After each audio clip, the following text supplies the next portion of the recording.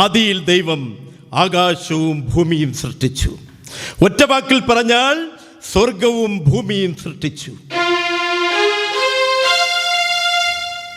എങ്ങും നിറഞ്ഞ അന്ധകാരം,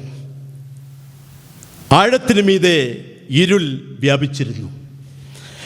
യഹോവയായ ദൈവത്തിൻ്റെ ആത്മാവ് വെള്ളത്തിൽ പരിവർത്തിച്ചു കൊണ്ടിരുന്നു. ദൈവം കൽപ്പിച്ചു, വെളിച്ചമുണ്ടാകട്ടെ. വെളിച്ചമുണ്ടായി. വെളിച്ചം എവിടെ നിന്നുണ്ടായി? യഹോവയായ ദൈവത്തിൻ്റെ ആത്മാവ് വെള്ളത്തിൽ പരിവർത്തിച്ചു കൊണ്ടിരുന്നു. അങ്ങനെ വെളിച്ചമുണ്ടായി. അതിലെന്താ ഇത്ര സംശയം?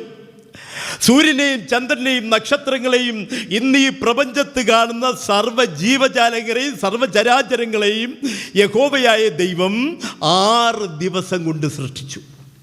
ഈ ജീവനുള്ള സകല ജീവജാലങ്ങൾക്കും സ്വച്ഛന്തം വിഹരിക്കുവാനും യഥേഷ്ടം ഭക്ഷണം കഴിക്കുവാനുമായി അങ്ങ് കിഴക്ക് യഹോവയായ ദൈവം ഒരു തോട്ടമുണ്ടാക്കി. ഏദൻ തോട്ടം. ഏദൻ തോട്ടം. ഏദൻ തോട്ടം. അങ്ങു കിഴക്ക് ഒന്നു നോക്കുകിൽ ഏദൻ തോട്ടം കാണാം. അങ്ങു കിഴക്ക് ഒന്നു നോക്കുകിൽ ഏദൻ തോട്ടം കാണാം.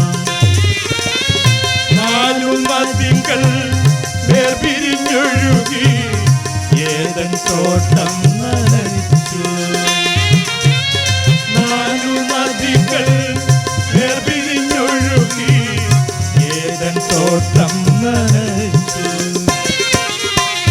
അങ്ങു കിഴക്ക് ഒന്നു നോക്കുകിൽ ഏദൻ തോട്ടം കാണാം. ഭൂമിയിലെ പർദീസയാണ് ഈ ഏദൻ തോട്ടം.